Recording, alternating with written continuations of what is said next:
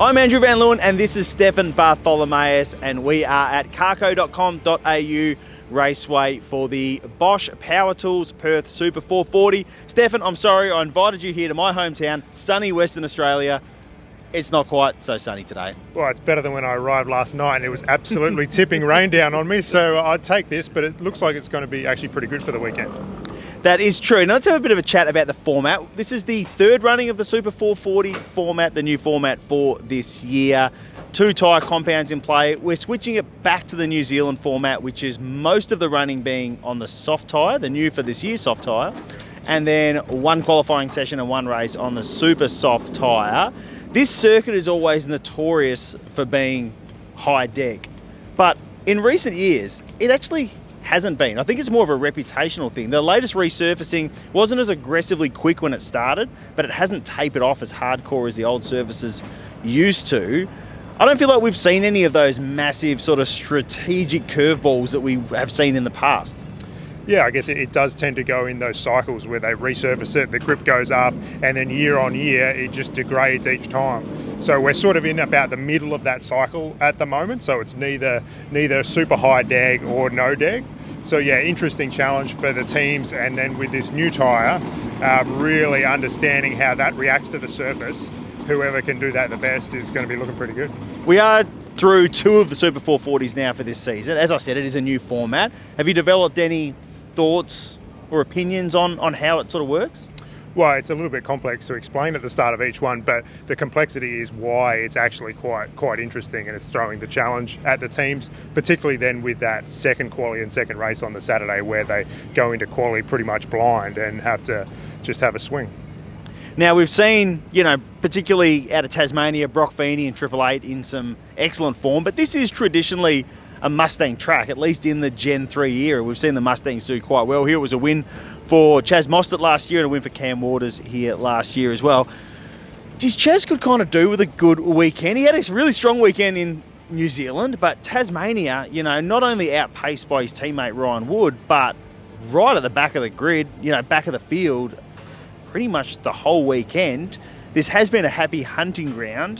Do you reckon he can turn around this weekend? We can't forget that last year Chaz actually led across the line in both races, but it was only a time penalty for a pit lane incident that cost him the win in the second race. But as you say, he has been a bit up and down this year, and it's been interesting that those guys in that garage have talked about really structuring their year around the finals and experimenting more and trying to make sure that they have what they need for the back end of the season. But yeah, certainly seeing him down as low as we did in Tassie, that's not where Chaz wants to be. And his teammate Ryan Wood has really found some form, and this was one of his best rounds here last year. Qualified in the front row, beat Chaz to the first corner in that race on the Saturday. And yeah, he could be a genuine chance at taking a first win this weekend.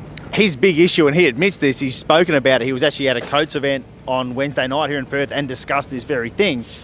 Up until this year, he's been fast, but he would just lose so much pace over the course of the race because his tyre management was absolutely nowhere. But he comes to Wanneroo for the 3rd time, actually, because he was here in Super 2 that year before. He seems to be getting on top of the tyre management stuff. He certainly feels like he is.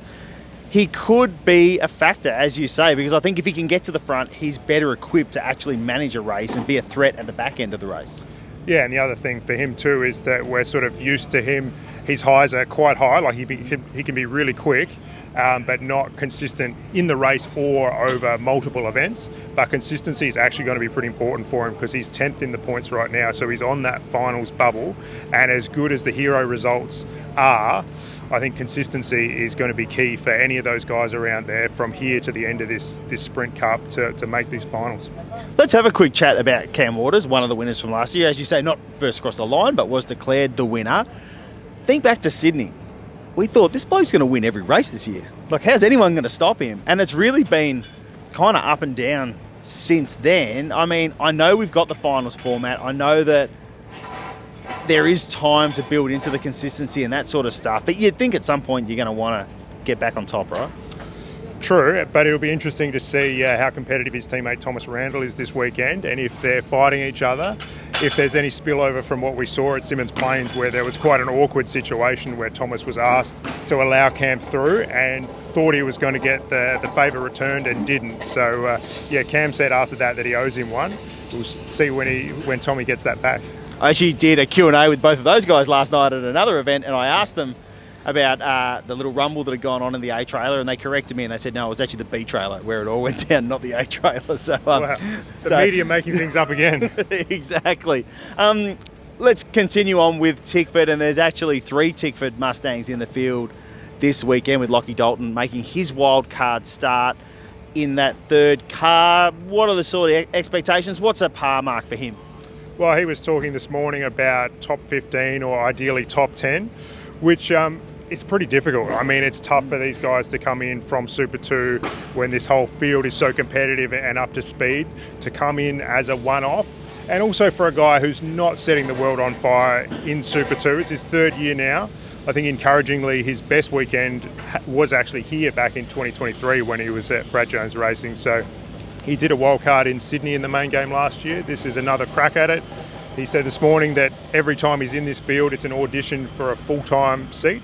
Clearly that won't be with Tickford, not in the next couple of years, because they've just locked away Tommy Randall and Cam Waters through 2027.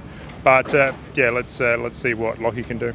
Well, it should be a fascinating weekend of Supercars action here in the West. Stay tuned to speedcafe.com for all the breaking news, race reports and race reaction.